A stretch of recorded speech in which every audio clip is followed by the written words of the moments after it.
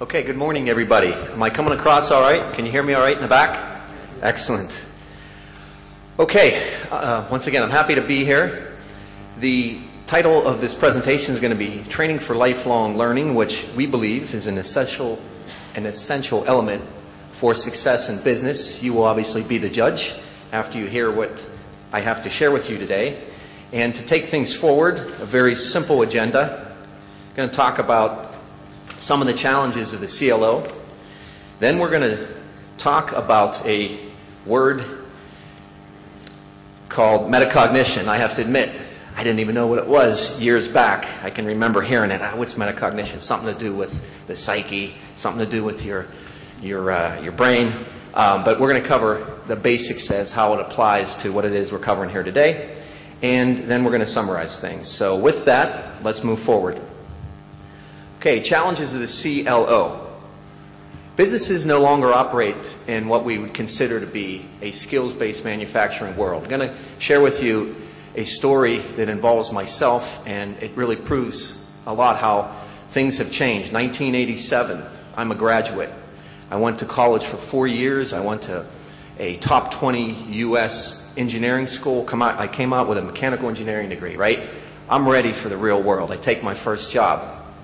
I get into my role as a marketing engineer working for a company that manufactures turbo machinery, gas compressors, gas engines. I go into a training program. The training program was 1 year long. Think about that, 1 year long. In my education, during my degree, it was mostly theoretical, right? We never touched a camshaft. We never played with gears. We never did any manufacturing processes. I never welded. Never got into any of these things. Never saw anything other than through a book. So when I got to the real world, I was useless. Okay, I knew some thermodynamic formulas, but to apply myself to this company and be functional, it didn't exist. Companies had to take a long time to train us. My company, my employer, took 1 year to train me. They assigned me to the shop floor. I worked with testing for a few months. They assigned me to the Department of Design. I worked with them. Then I started to understand, okay, this is what work is about.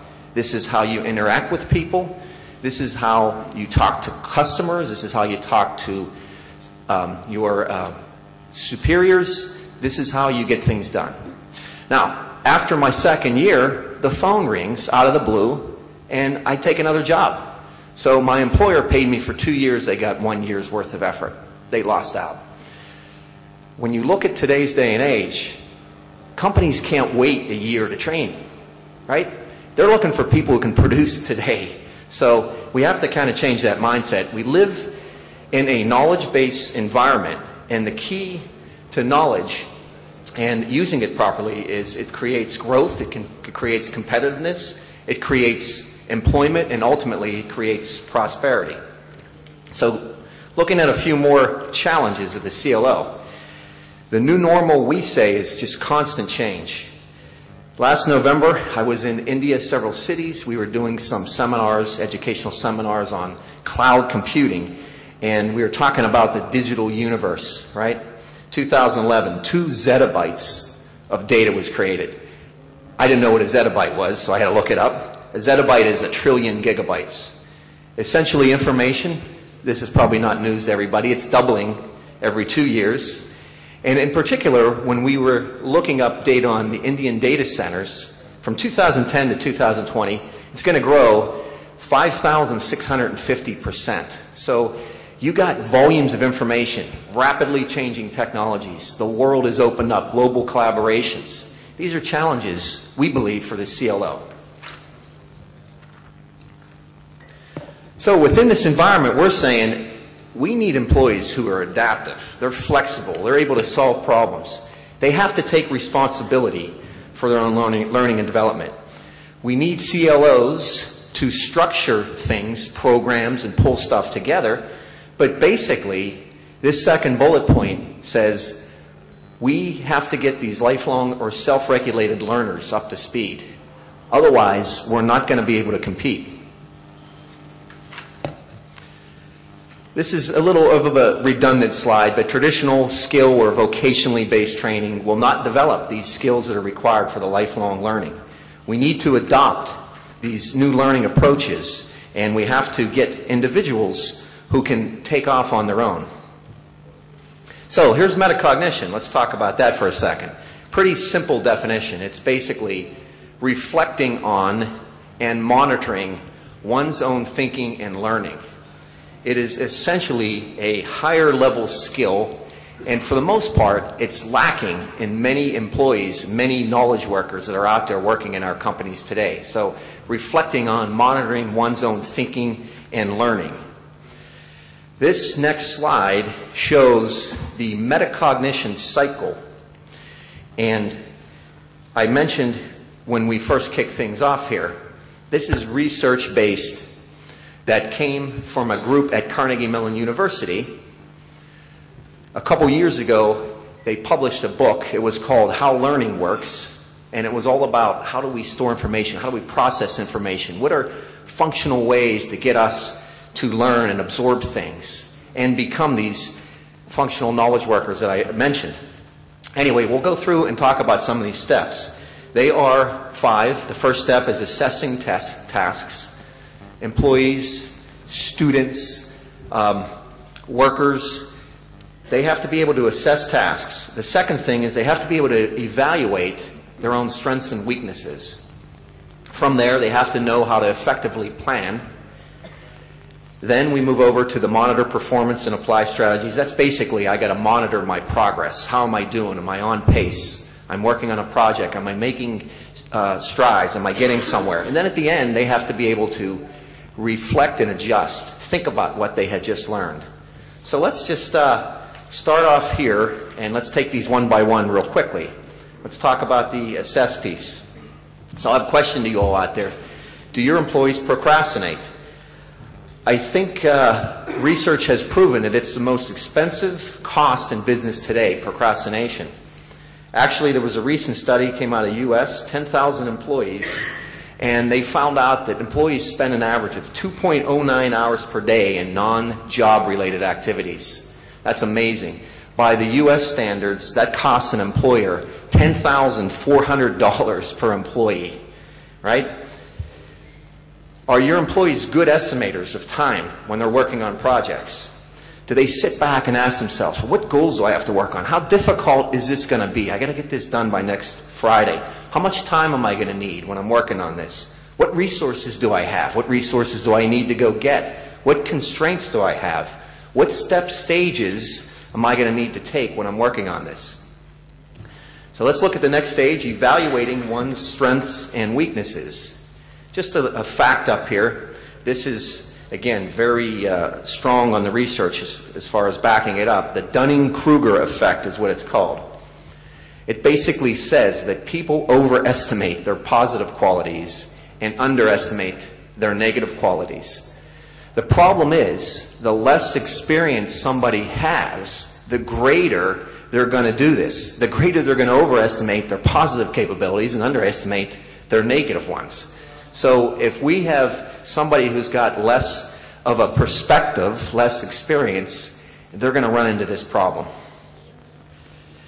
Let's take a look at the third function in the metacognition cycle, and it is plan. Okay, what we found out in this research is novices particularly, they just jump past this and they start. You give them assignment, the first thing they're going to think is, how quick can I get it done? They're going to jump on it. They're not going to sit back and take time and say, what is it that I need to do? PwC did a study recently, within the past year. 10,640 projects they evaluated, 200 companies, 30 countries. It's a pretty good cross-reference. They found out that only 2.5% of these were 2.5% successfully completed 100% of their projects. Out of all those companies, only 2.5% successfully completed. So basically, this tells us that novices could be a big part of this, but in general, people don't plan effectively when they have assignments. Question to you all is, how much planning does your team do for projects? Okay, we're going to go to the next stage, which is basically monitoring the progress.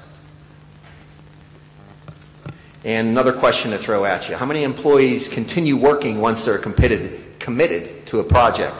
How many of them stop to ask themselves, you know, am I getting anywhere? Am I doing it right? How many of them just stop? How many of them go to a colleague and ask for input, or maybe a supervisor?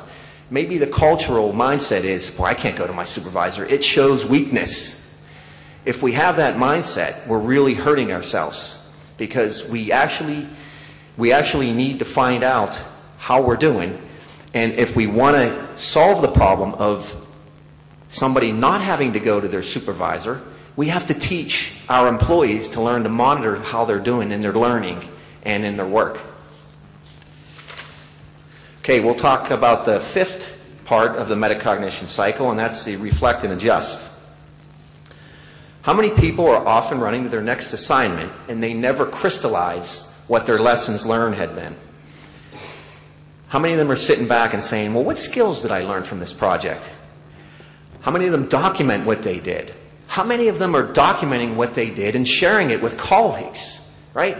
That's a great way to contain intelligence and spread it across the organization. Things like this build competitive advantages. I'm an avid reader of business books, and I continually read. And I recognized, especially being in marketing, sales, strategy, business development, if I hadn't been like this, my skills would have been outdated long time ago. Because if you think about it, marketing, as an example, changed today than when it did 2 years ago, let alone 5 years ago, right? When I first started selling in 1987, we had a phone book. It was about this thick, and a phone. Here you go call people. That was it. We had all the power, right? People wanted to talk to us. We knew everything. Fast forward to where we are today. First off, I had brown hair when I started selling, so that goes to prove to you to watch about taking roles like that. Very stressful. But anyway, here we are today, and now anytime you want something, what do? You go to Google. I want a cell phone service, IT service. I want a car. You go to Google. So all that power is with the consumer. We had to do things different. So me, as a marketer, as a business development, as a strategist, I had to figure out, I had to get different skills here. And it has benefited me, at least staying on top of things. Okay, so let's summarize here. 5 points. Point number 1, we operate in a knowledge-based environment, constant change. I would be willing to bet everybody out there probably agrees with me on that. Number 2, we need adaptive employees who can commit to become lifelong learners if we want our companies to gel. Number 3, the traditional skills are not going to produce lifelong learners. We know that from research. Number 4, metacognition contains these higher level thinking and learning skills.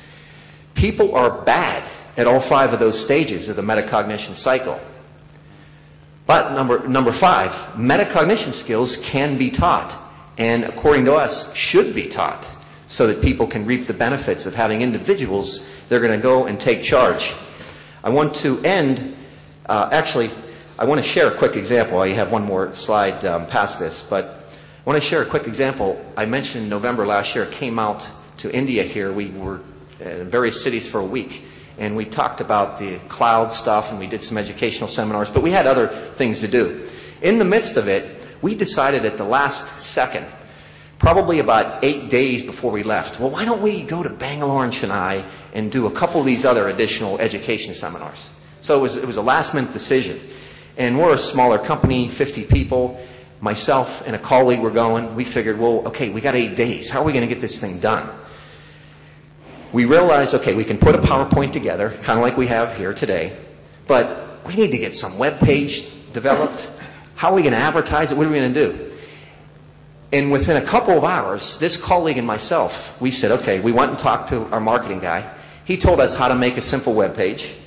We basically found a website. I can't remember what it was, but it was an Indian website where you could post advertisements for free about training. We got something signed up, got something posted quickly.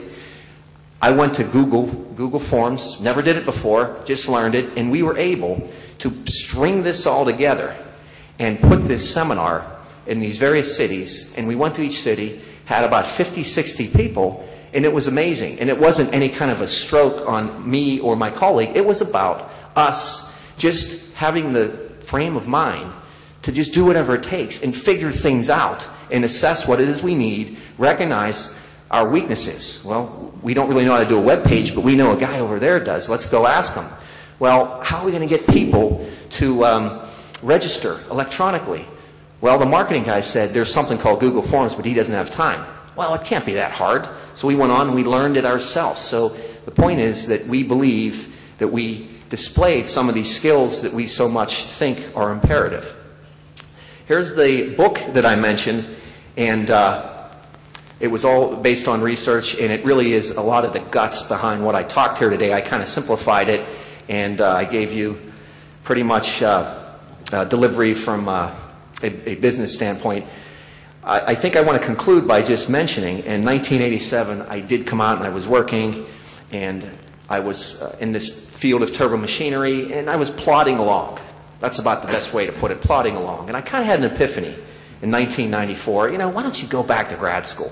So I was working. I went to grad school part-time for 3 years at Carnegie Mellon University. And while I was grateful for the degree that I got, I learned great things: finance, strategy, operations, marketing. What really, the number one thing I learned was the ability to become a lifelong learner, because everything that I've used that really propelled me the past 10 years came from things that I learned and did on my own. Now, we still have formal training programs. The role of the CLO is so important on organizing and structuring these things, but you have to be able to adjust and be flexible and be able to get out on your own, get the things you need for projects, teach yourself what it is you need to get things done if you're going to contribute successfully to a company. That's it. Thank you for your time.